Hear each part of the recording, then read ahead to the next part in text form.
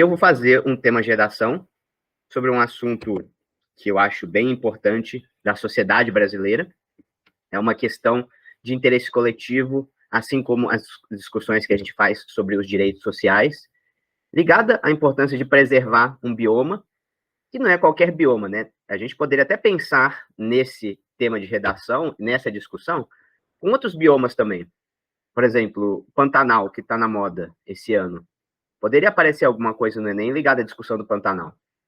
Afinal, teve até mesmo uma certa mobilização da sociedade civil em torno da preservação desses biomas em momentos de situações críticas, como, por exemplo, ano passado, que teve queimadas bem importantes no Pantanal, na Amazônia também, né?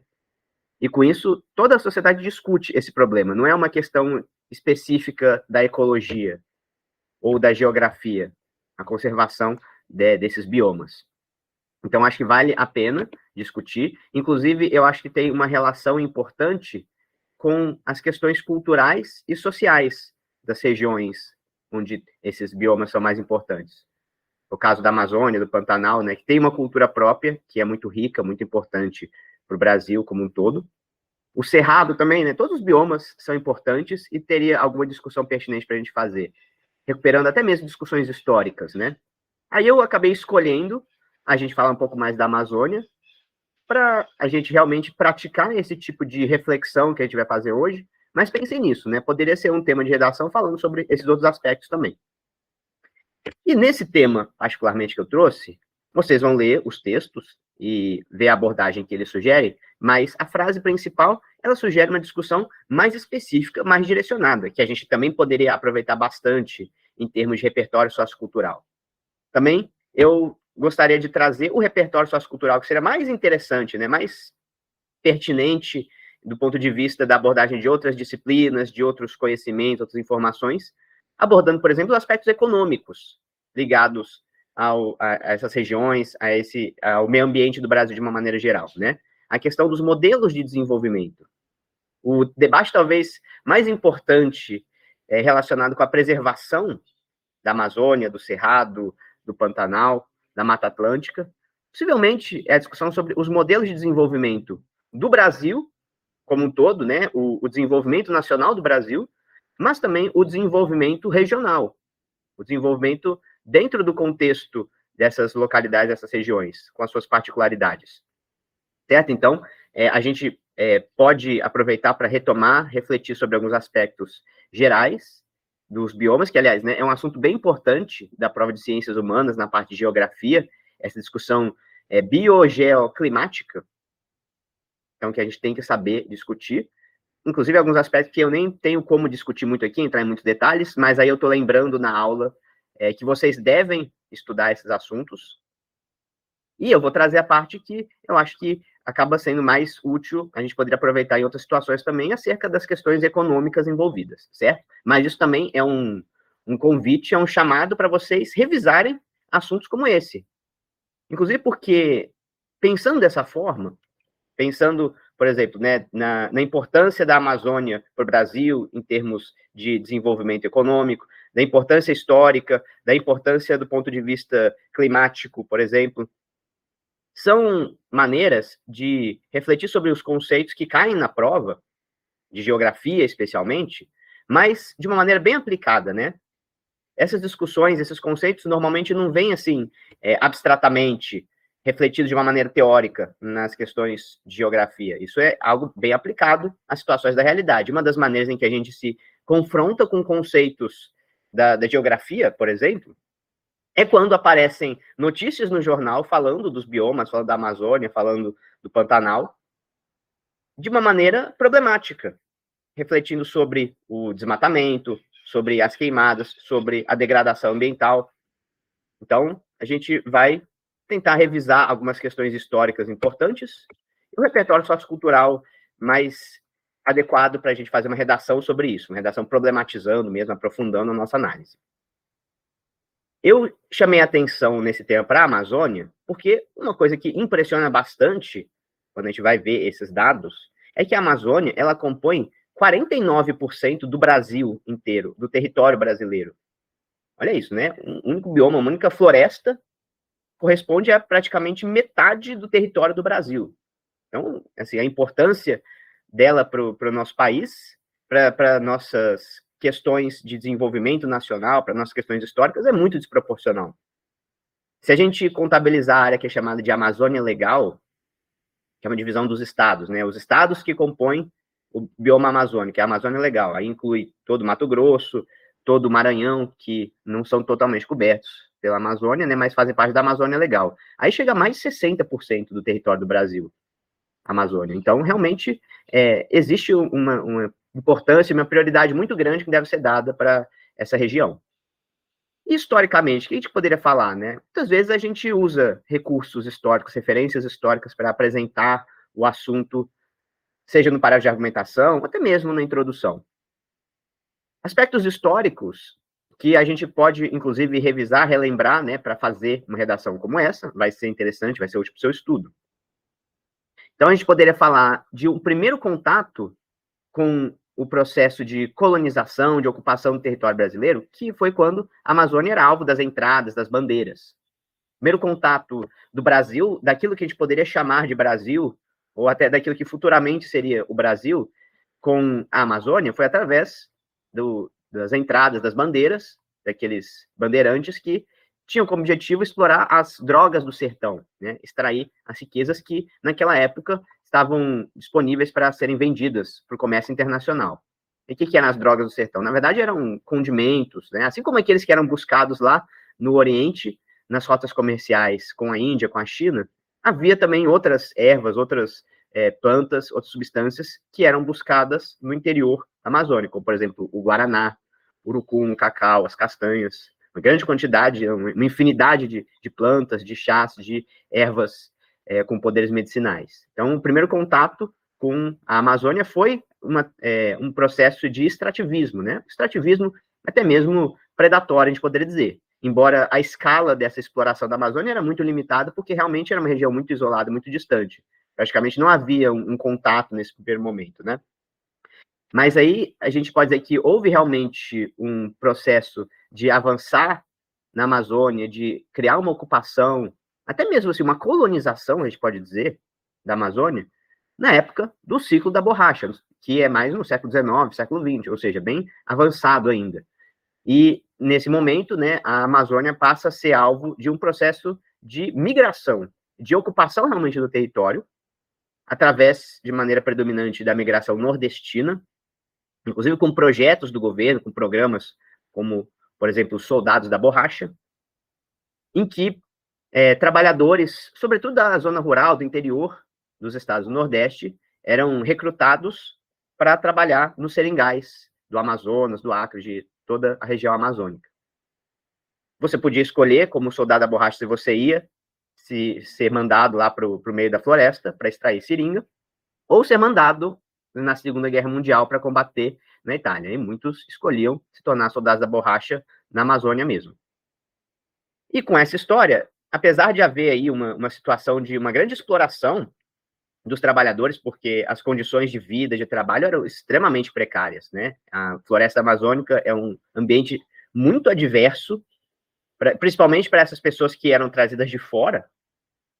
E, apesar dessa certa violência com que essas pessoas foram trazidas e exploradas no seu trabalho no interior da floresta amazônica, isso gerou uma ocupação desse território, gerou um sistema econômico também que inseriu a Amazônia dentro do contexto global. E aí é dessa época que a gente tem a fundação de cidades como Manaus, Belém, especialmente essas duas, que são cidades que eram as capitais, né, da exploração da Amazônia e que realmente receberam uma grande quantidade de pessoas e se tornaram cidades muito ricas, muito afluentes. Manaus e Belém, no começo do século XX, eram, assim, consideradas cidades luxuosas, por conta da riqueza que vinha, realmente, da exploração dos recursos no interior da floresta. Um processo que a gente sabe também, por outro lado, que decaiu. Assim como todos os ciclos econômicos do Brasil, acabou o ciclo da borracha, e com isso a gente não teve mais, por muitas décadas, um projeto de desenvolvimento econômico para a Amazônia. Até que, por fim, no século XX, mais para o final do século XX, a partir dos anos 1970, pelo menos, começa a ocupação do interior dos estados da Amazônia para atividades de pecuária e agricultura industrial, né, agricultura extensiva, o plantio de soja, o plantio de cana-de-açúcar, e, com isso, também um grande processo de degradação desse ambiente, com um desmatamento que só cresceu durante décadas e décadas, fazendo com que uma parte importante da Amazônia se perdesse da cobertura original, né, através desse modelo econômico. Bom, esse é um resumo, assim, muito rápido dos aspectos históricos da Amazônia, visando chamar a atenção desses períodos de desenvolvimento econômico, dessas fases dos ciclos de desenvolvimento econômico. E aí a gente percebe, só olhando por aqui, que realmente a Amazônia sempre foi alvo de uma exploração predatória dos seus recursos, né? Todos esses ciclos que eu falei, eles geraram um processo de exploração predatória e não geraram, por outro lado, muito desenvolvimento.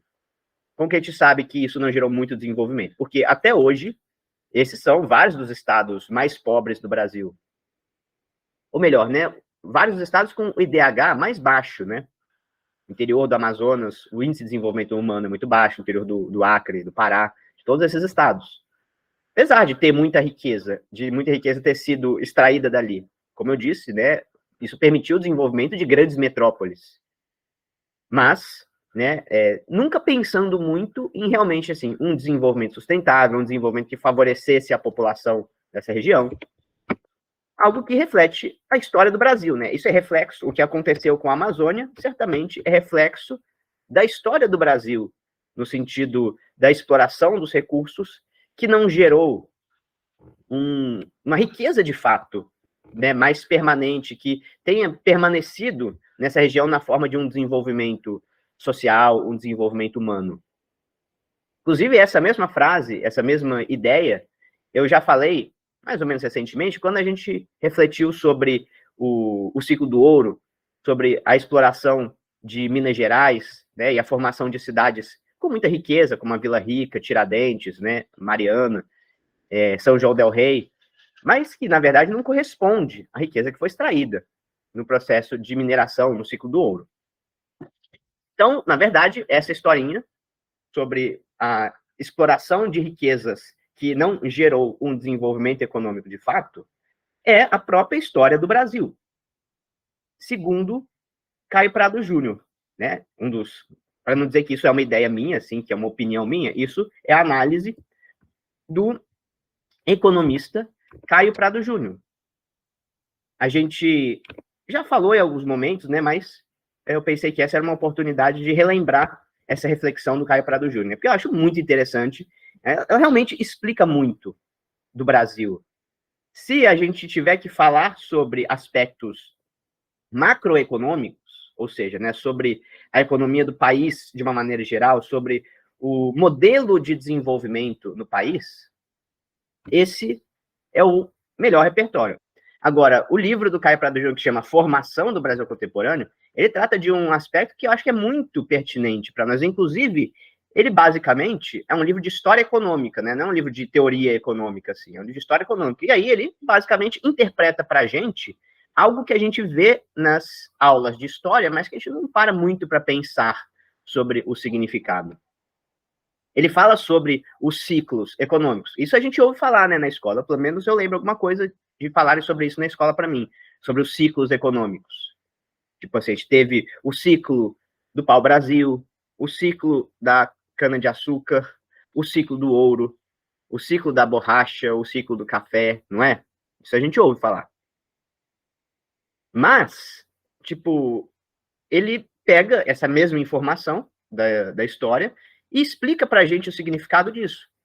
Porque, afinal de contas, a existência de sucessivos ciclos de exploração de recursos como como parte do desenvolvimento da economia foi algo que nunca gerou, de fato, para o Brasil um verdadeiro desenvolvimento nacional.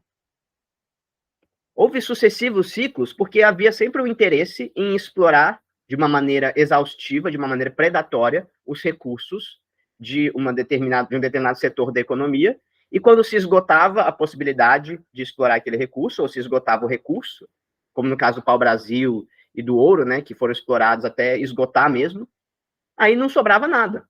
Aí tinha que partir para o próximo ciclo.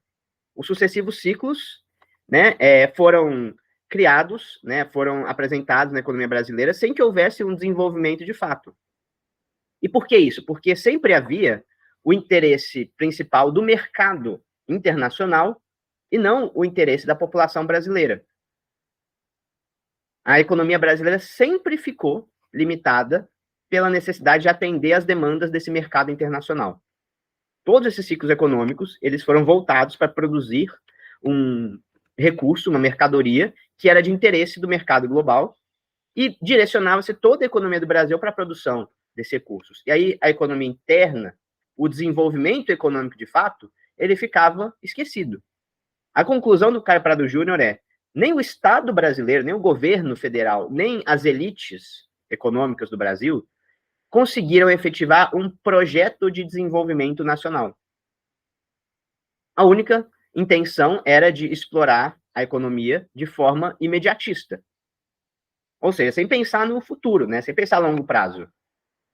Pode-se ver que, justamente, né, uma das consequências disso foi a falta da criação de uma infraestrutura adequada para o desenvolvimento econômico, porque havia sempre uma atitude imediatista de explorar os recursos.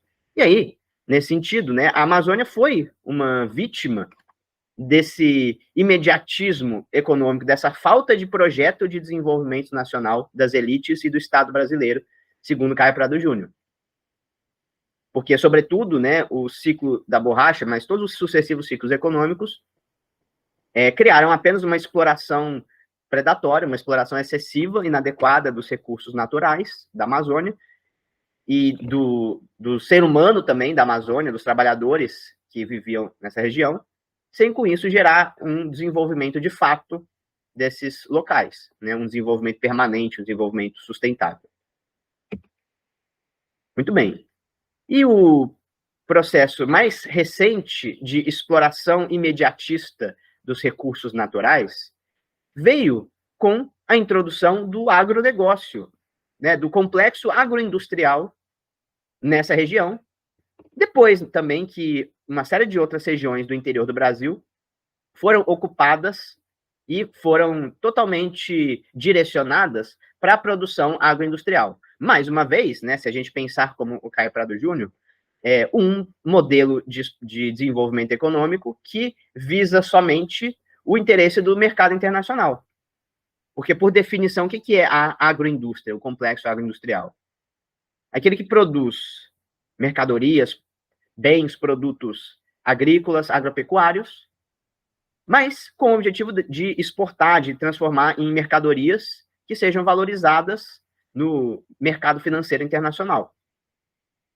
E aí, nesse movimento, é que o Brasil se tornou o maior produtor mundial de carne bovina, o maior produtor mundial de soja.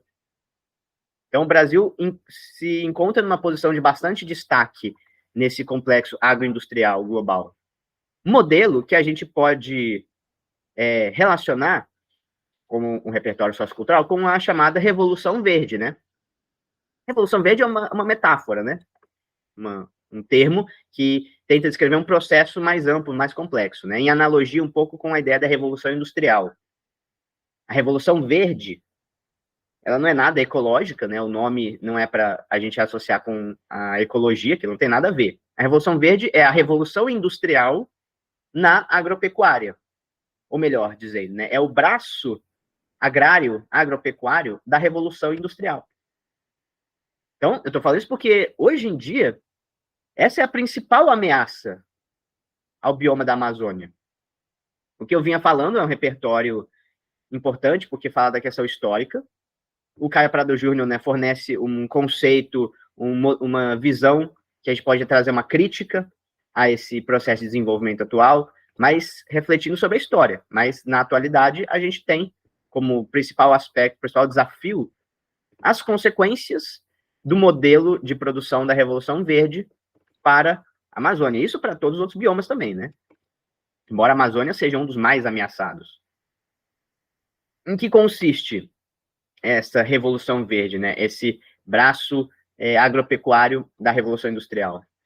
A Revolução Verde representa um modelo que é uma transição entre a agricultura das pequenas propriedades, das famílias trabalhadoras baseadas no trabalho familiar, que deixam de existir, cada vez mais perdendo espaço, para a agropecuária industrial, aquela produção em larga escala, baseada no latifúndio, em propriedades com centenas de hectares, milhares de hectares.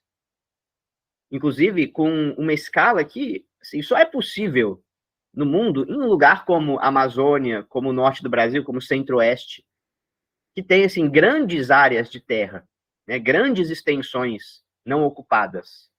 O problema é que muitas dessas extensões não ocupadas, onde o agronegócio cresce os olhos, são áreas com floresta nativa e que são protegidas, muitas vezes até mesmo por territórios indígenas, dentro da Amazônia.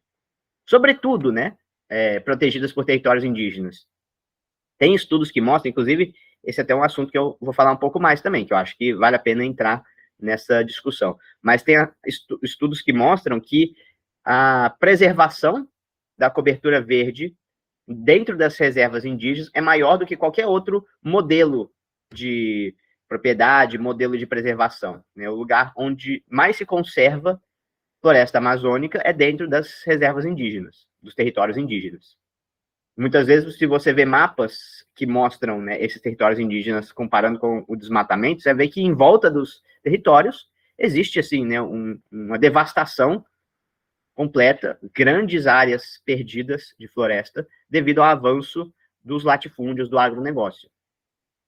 E é esse modelo, né? Se fosse um outro modelo de produção agroindustrial, de produção de mercadorias com valor importante dentro das terras da região amazônica, a gente poderia ter uma produção com conservação, mas nesse modelo da Revolução Verde, ele está baseado, né, na liberação de grandes extensões de terra para produzir commodities em larga escala para o mercado mundial.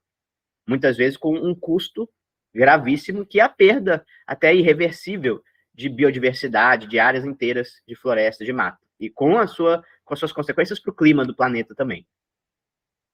Realmente, um dos outros problemas de produzir uma agricultura agroindustrial é que a indústria, ela depende de uma série de matérias-primas, de insumos, de máquinas, de fontes energéticas, de combustíveis, a maioria dos quais tem que ser comprados no mercado internacional, né?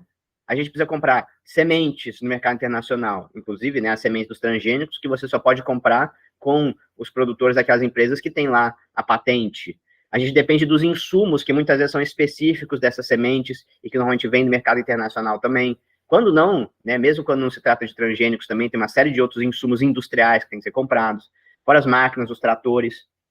E isso cria uma dependência em relação ao mercado internacional também, ainda maior, né? Apesar de gerar muito dinheiro para o Brasil, esse modelo de negócios, às custas do meio ambiente, muitas vezes a gente está perdendo aí, por outro lado, ao ter que comprar essas mercadorias no mercado internacional. E muitas vezes a gente compra dos países para onde a gente vende nossos produtos, como China, Estados Unidos, Europa, e compra deles produtos com mais valor agregado, os produtos da indústria, máquinas, esses insumos, de forma que a ideia de um desenvolvimento nacional fica ainda mais distante. Apesar de haver um rendimento financeiro nesse modelo de negócios, existe uma perda no que se refere ao desenvolvimento nacional, né? Cria-se uma dependência em uma posição subalterna. O Brasil fica numa posição subalterna no mercado internacional, né? Vendendo produtos sem valor agregado, produtos primários, e comprando, consumindo produtos de alto valor agregado da agroindústria. E, inclusive, exportando junto, né, os nossos territórios, exportando água. E quantas toneladas, qual que é a demanda de água que esse modelo agroindustrial não demanda e que acaba sendo exportado também? Então, tudo isso são fatores que a gente tem que levar em consideração do ponto de vista do desenvolvimento nacional. Existe aí um grande obstáculo para o desenvolvimento nacional nesse modelo econômico, que gera benefícios, sobretudo, para aquela minoria de proprietários de terras, desses grandes fazendeiros grandes proprietários rurais, grandes empresas do setor agroindustrial, com consequências graves para o meio ambiente e para o ser humano dessa região, né? Com uma demanda crescente por grandes áreas rurais, então existe um aumento da grilagem, um aumento do desmatamento, existe um comprometimento, um prejuízo do modelo de produção dos pequenos produtores, que são mais sustentáveis, se torna inviável, né, a manutenção deles, as terras são perdidas para esse tipo de negócio, e com isso a gente tem realmente um grande prejuízo humano, social, econômico e ambiental com o modelo da Revolução Verde. E aí, eu pensei em também fazer um parágrafo de argumentação que a gente poderia criticar esse modelo também do ponto de vista da questão ambiental de uma maneira mais detalhada. Afinal de contas, além do prejuízo econômico que eu estava descrevendo, do modelo agroindustrial da Revolução Verde, além de ter um prejuízo do ponto de vista de um modelo de desenvolvimento econômico nacional, de acordo com o raciocínio Caio Prado Júnior, a gente também poderia falar do prejuízo do ponto de vista da sustentabilidade ambiental, do ponto de vista do equilíbrio biogeoquímico do planeta, que depende da Amazônia. Essa questão tem aparecido quase todos os anos na prova de ciências humanas, falando, de alguma forma, da relação do clima das regiões do Brasil com os fenômenos que acontecem na Amazônia, né, os fenômenos biogeoquímicos do ciclo da água, né, e a evapotranspiração que acontece na Amazônia, e como que isso é importante para o equilíbrio, para a dinâmica do clima na região, no planeta como um todo. Ou seja, né, a ideia de que tudo na natureza está conectado.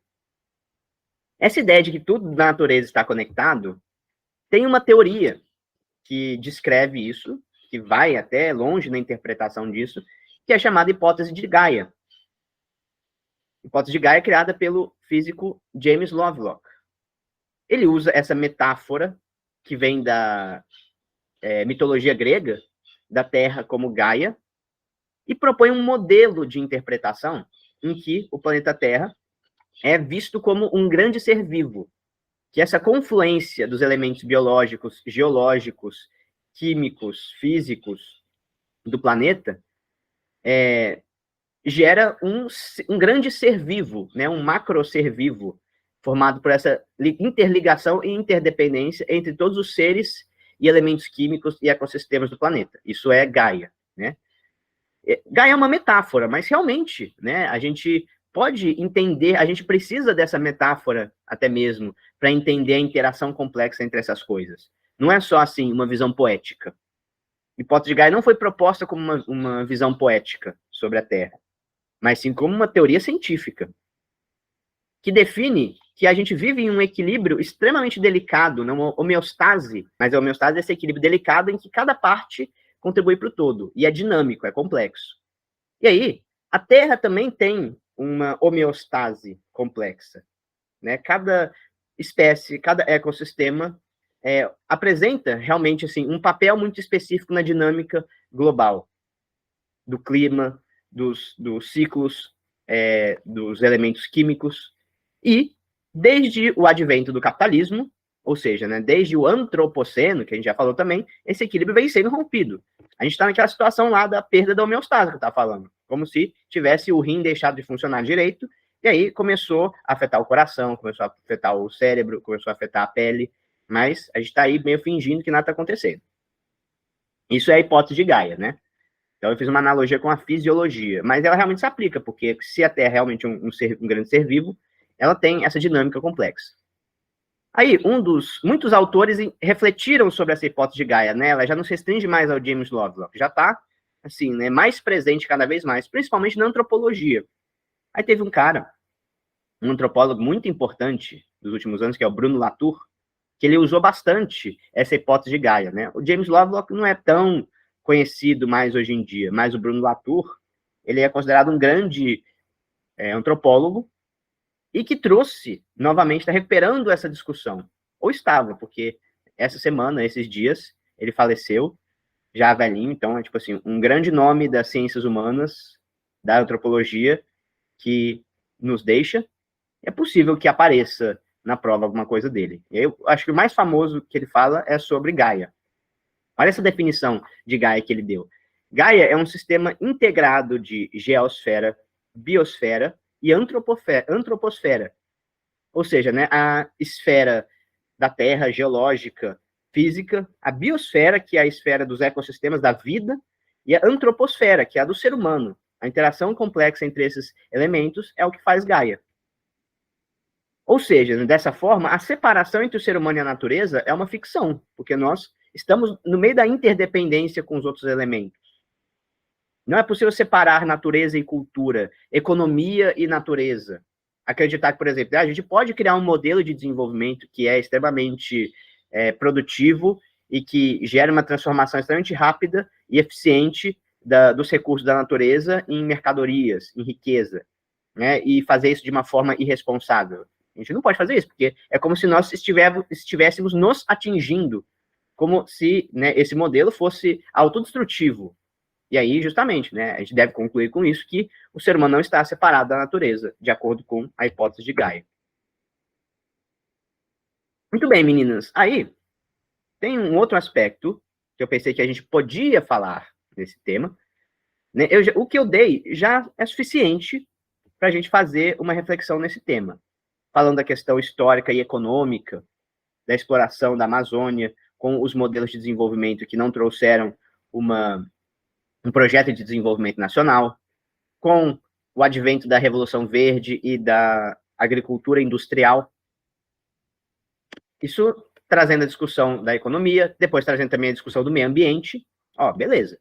Mas tem mais uma outra discussão também, que eu gostaria de aproveitar para revisar, que está muito presente na questão da Amazônia, que é a questão indígena. Os povos indígenas também fazem parte dessa discussão, principalmente como vítimas desse modelo de desenvolvimento. Bom, uma das vítimas desse modelo de desenvolvimento, que a gente descreveu desde o começo da aula, a gente já falou, meio ambiente, né?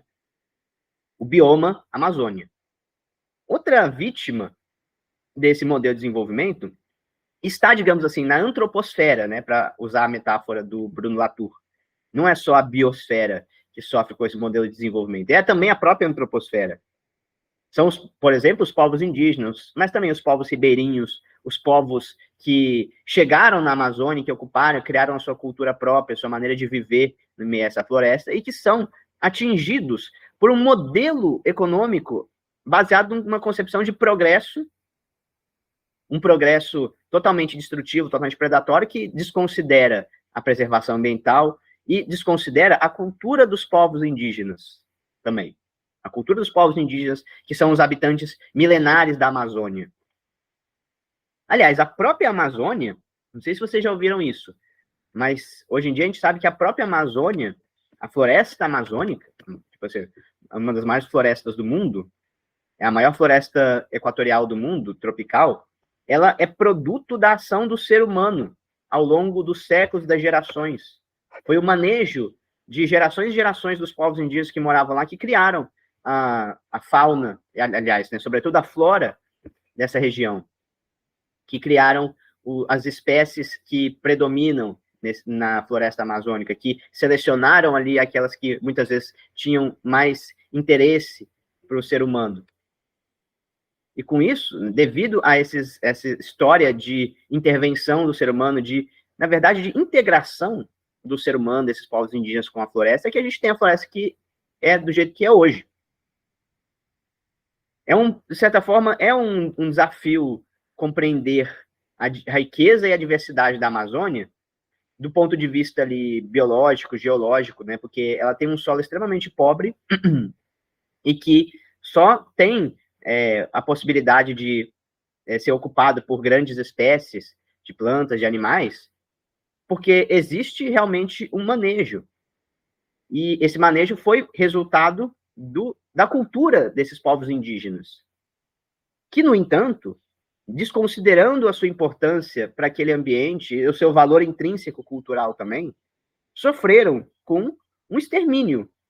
O modelo de desenvolvimento econômico tinha também como consequência o genocídio das populações originárias da Amazônia. Houve uma invasão da Amazônia, desde a época das bandeiras, das entradas em busca das drogas do sertão, mas também no ciclo da borracha. Muitas vezes, né, as fazendas que compunham os seringais que eram destinados para a exploração eram territórios ocupados por povos indígenas, por culturas indígenas que eram massacrados, que eram expulsos dessas regiões pelos né, ocupantes, pelos grileiros, pelos fazendeiros. E com isso, além de haver um genocídio, houve também a desagregação dessas culturas, ou seja, um verdadeiro etnocídio.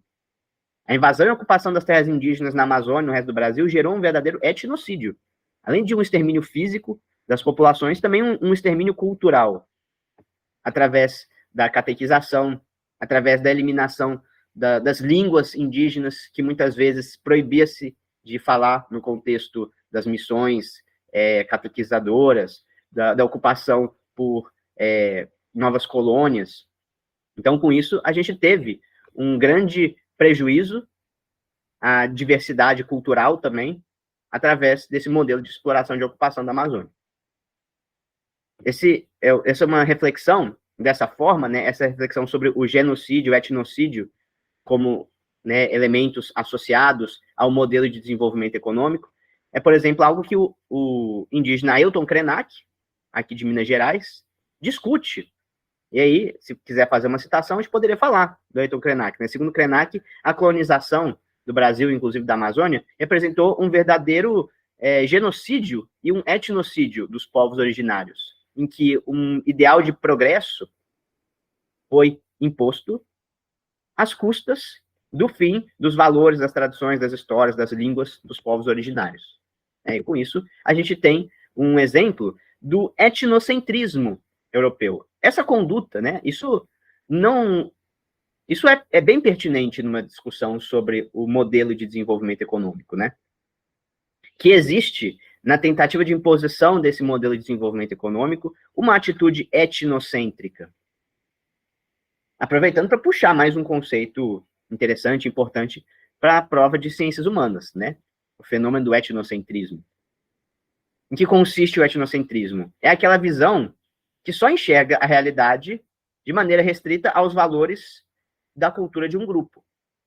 É quando nós enxergamos o outro e consideramos, por exemplo, que essas pessoas são atrasadas devido ao estilo de vida deles, que a gente está impondo os nossos próprios valores, a nossa própria concepção sobre a vida, sobre a organização da sociedade, a pessoas que têm outros valores, outras perspectivas de vida. Algo que esteve presente desde o colonialismo, né? Aliás, o colonialismo é a maior expressão do etnocentrismo.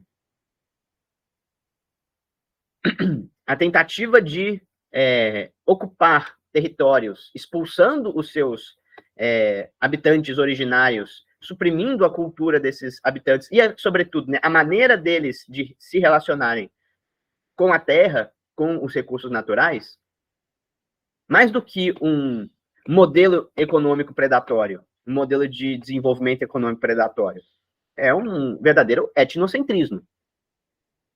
E devido a esse etnocentrismo é que a gente teve o genocídio e o etnocídio descritos pelo Ailton Krenak, como consequência do desenvolvimento econômico na visão europeia, na visão de mundo europeia, que coloca, em primeiro lugar, só aqueles valores relacionados ao desenvolvimento, à riqueza econômica, né?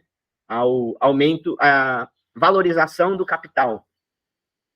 Considerar unicamente a valorização do capital em detrimento dos valores compartilhados pelos povos indígenas, que veem a terra de uma maneira integrada ao ser humano, ou seja, o ser humano como parte do todo, ou seja, precisando respeitar aquele ambiente, respeitar a sustentabilidade daquele sistema, é que a gente tem o etnocentrismo. Lembrando, né, o antídoto do etnocentrismo é o relativismo cultural. A gente fala sobre o conceito do relativismo cultural. Afinal de contas, o relativismo cultural é que cria a tolerância com o outro, com a maneira de enxergar do outro. Isso pode ser pertinente para a gente mudar a maneira de a gente se relacionar com a Amazônia. E essa questão do etnocentrismo, ela é pertinente também nesse debate sobre a Amazônia, porque teve momentos na história em que realmente se usou o etnocentrismo de maneira explícita para justificar a exploração econômica dessas regiões, para justificar a imposição de um modelo econômico sobre a Amazônia. Por isso que eu trouxe o etnocentrismo nessa aula, né? Além de revisar esse conceito, relembrar esse aspecto da história. Durante a ditadura militar, isso aconteceu no colonialismo também, né, de maneira direta, mas na ditadura militar havia um discurso que era o de integrar os povos indígenas ao progresso da nação brasileira. Ou seja, né, trazer os povos indígenas vistos como atrasados, como ficando para trás do desenvolvimento, e integrá-los ao progresso. Ou seja, impondo essa concepção, esses valores materialistas, a uma cultura que tem outros valores, justificando com isso, muitas vezes, o extermínio físico. A ditadura militar matou mais de 8 mil indígenas que resistiam, por exemplo, né, aos projetos de integração nacional, como as grandes ferrovias, as grandes rodovias, as usinas hidrelétricas.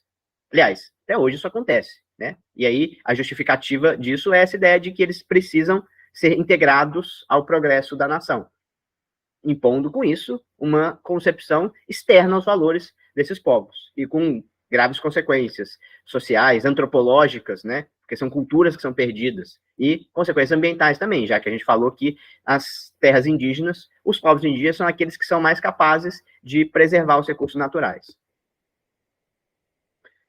Muito bem, pessoal, então, encaminhando para uma reflexão que pode trazer propostas de intervenção interessantes, né? Como que a gente poderia fazer propostas de intervenção nesse tema? Um dos textos da coletânea, lá da proposta, fala sobre a questão da valorização da diversidade cultural como uma alternativa econômica para a Amazônia, mas para todos os povos indígenas, né, também. Todas as regiões ocupadas pelos povos indígenas. Já que não é só a biodiversidade que tem um valor fundamental, um valor econômico, que poderia ser explorado de maneira sustentável, mas também a etnodiversidade. Afinal de contas, esse modelo econômico predatório, o modelo da Revolução Verde, o modelo da imposição do progresso a todo custo, típico do etnocentrismo, tem como principal contrapartida a falta de uma sustentabilidade, né? Esses são modelos totalmente insustentáveis de geração de riquezas. Ocorre uma geração de riquezas, mas às custas dos recursos naturais que podem ser esgotados. Existe um grau de exploração dos recursos da Amazônia em que essa floresta começa a ser degradada e ela não é recuperada, ela pode ser perdida definitivamente. Por outro lado, é preciso que a floresta tenha mais valor de pé do que derrubada. Frase do Chico Mendes, que eu já vou falar. E uma das maneiras seria explorar o conhecimento cultural, inclusive o conhecimento cultural relativo às riquezas naturais. Os saberes tradicionais dos povos indígenas sobre as plantas, sobre os animais, sobre as doenças, sobre as terapêuticas, os tratamentos, sobre os territórios. Isso tem um valor incalculável. Se a gente achar que o progresso, que assim, né, é vantajoso derrubar um monte de floresta para fazer plantação de soja ou pasto para gado, se isso é vantajoso economicamente, a gente pode estar derrubando ali e acabando com uma planta que tem um princípio ativo que é a cura do câncer ou de outras doenças. Aí a cura do câncer pode estar sendo perdida para sempre, definitivamente, antes de ser conhecida, porque a gente resolveu derrubar um monte de floresta de uma área inteira com uma grande biodiversidade, com espécies que só acontecem ali. A biodiversidade tem isso, né? Em um lugar como a Amazônia. Tem espécies de animais, de plantas, que só existem ali. Pode ter um sapo naquela floresta ali, uma perereca, que tem um princípio ativo extremamente valioso para psiquiatria, para medicina, e a gente está acabando com aquele recurso. Inclusive, a gente está também matando todos os povos indígenas que tinham curandeiros, pajés, que conheciam aquela cura, que conheciam aquele princípio ativo. E sem nem ouvir o que eles têm para falar. Inclusive, né, acabando através da exploração econômica, através da invasão de um modelo de desenvolvimento, acabando com aquela cultura tradicional, acabando com a língua, que aquelas pessoas falam, e daqui a pouco ninguém mais entende o que os mais velhos têm para falar, o que eles sabiam, e acabando com isso com riquezas de valor incalculável. Então, a ideia seria, né, uma das estratégias seria a valorização da etnodiversidade, ou seja, né, diversidade cultural, diversidade de conhecimentos de povos tradicionais, principalmente. A gente usar isso como um potencial de desenvolvimento, o potencial econômico da etnodiversidade. Além da sua importância para a democracia, que a gente fala bastante, não vou falar de novo da importância para a democracia, né? Mas, no mínimo, da importância para a economia. Muito bem. E uma última referência de repertório que poderia ser usada também nesse sentido é a história do Chico Mendes. Aqui eu estou falando de repertórios até mais voltados para a proposta de intervenção, né? Para sugerir para vocês ideias também para explorar nessas propostas de intervenção, né? Vocês conhecem o Chico Mendes? Já estudaram sobre ele? Ele não virou político, nem vereador, nem senador, nem deputado, nem nada, né? Ele era só um sindicalista, ele virou sindicalista para defender os seringueiros, também não deixou de trabalhar lá no Seringal. Mas, né, nessas lutas contra a interferência dos fazendeiros, contra a exploração dos fazendeiros, lutando por direitos trabalhistas também para aquelas pessoas, ele ficou bem famoso na região, e ficou bem famoso no Brasil, e ficou famoso no mundo. Ele chegou a ganhar um prêmio na ONU, ele, em 1988, foi para a ONU, em Nova York, e recebeu um prêmio em homenagem à luta dele em favor do meio ambiente. Por quê? O que é interessante da história do Chico Mendes? Que ele estava lutando pelos direitos dos seringueiros, dos trabalhadores da Amazônia, e também dos povos da Amazônia como um todo, né, os pescadores, os ribeirinhos, os indígenas, além dos seringueiros, castanheiros, e lutando, ao mesmo tempo, pela preservação do meio ambiente. Então, o principal legado do Chico Mendes é a tentativa de conciliar a sustentabilidade ambiental com a justiça social. Porque ele falava que preservar a floresta amazônica era extremamente fundamental para a vida desses trabalhadores, desses indivíduos. Não é possível, né, garantir a subsistência de milhões de pessoas que vivem na floresta se não houver preservação ambiental. E aí ele enxergava, por exemplo, o avanço da agropecuária, dos grandes fazendeiros, dos pecuaristas, que derrubavam floresta para fazer pasto para gado, para plantar soja. Ele via como uma grande ameaça, tanto à sustentabilidade ambiental, como aos direitos das pessoas que viviam na Amazônia. E então, né, lutando contra essa destruição ambiental, contra o desmatamento, a ocupação e a grilagem de terras para conversão em pasto, em lavoura, ele chamou atenção mundialmente, né, e acabou ganhando esse prêmio da ONU em homenagem a essa luta. E no mesmo ano que ele ganhou esse prêmio da ONU, ele foi assassinado pelo mesmo motivo pelos fazendeiros locais lá do Acre, né, que estavam cansados de ter os seus projetos, né, impedidos por uma pessoa que lutava a favor do meio ambiente e daquelas pessoas pobres, miseráveis da floresta. Né? Então, essa morte dele, esse assassinato, a mando dos fazendeiros, né, eles, eu acho que ficaram presos, as pessoas que mataram ele ficaram presos um tempo, mas depois foram liberados. Nunca teve, assim, realmente uma conclusão do processo dele. Né? E, no final das contas, o legado dele é mais, assim, um símbolo dessa ideia de que é preciso conciliar a sustentabilidade com a justiça social, que é impossível separar a preservação do meio ambiente na floresta amazônica da luta pelos direitos básicos fundamentais das pessoas que moram lá. A exemplo das reservas extrativistas. Aí, né, uma coisa concreta ficou do legado dele, né, uma proposta, o projeto dele eram as reservas extrativistas. Então, existe, né, tem a reserva extrativista Chico Mendes, lá em Chapuri, no Acre, onde ele vivia. É uma grande área em que, assim, é proibido derrubar a floresta, é proibido construir um monte de casas, construir um monte de projetos, criar fazendas dentro dessa área, de maneira que possa prejudicar o meio ambiente, que possa prejudicar o equilíbrio daquela região, né? Na verdade, são permitidas atividades econômicas e se tenta fazer atividades econômicas que preservem a natureza. Então, por exemplo, né, a coleta de castanha, que é agroextrativista e que pode ser sustentável. Você não derruba nada para tirar a castanha, né? Você só tira o fruto da árvore. A seringa também, ela pode ser explorada de uma maneira sustentável. Tem até mesmo fábricas que exploram de maneira sustentável a borracha da seringa. Então, para a proposta de intervenção que eu estou falando isso, né? um exemplo de um modelo econômico que concilia a sustentabilidade ambiental com a questão da justiça social, com respeito aos povos originários e os povos nativos. E com isso é possível atingir um modelo de desenvolvimento econômico mais sustentável, ao contrário daqueles modelos econômicos predatórios que se sucederam na história do Brasil, como disse o Caio Prado Júnior. Então é isso. Lembrando, né, que essa discussão dessa aula tem uma série de informações, conteúdos que são próprios, específicos da questão da Amazônia, mas eu tinha o objetivo também de fazer uma reflexão que permitisse a gente se posicionar e ter uma abordagem interessante com o repertório sociocultural em outros temas parecidos, que poderiam cair. Poderia ser um tema sobre Pantanal, a gente poderia falar do Chico Mendes e das reservas extrativistas, com certeza.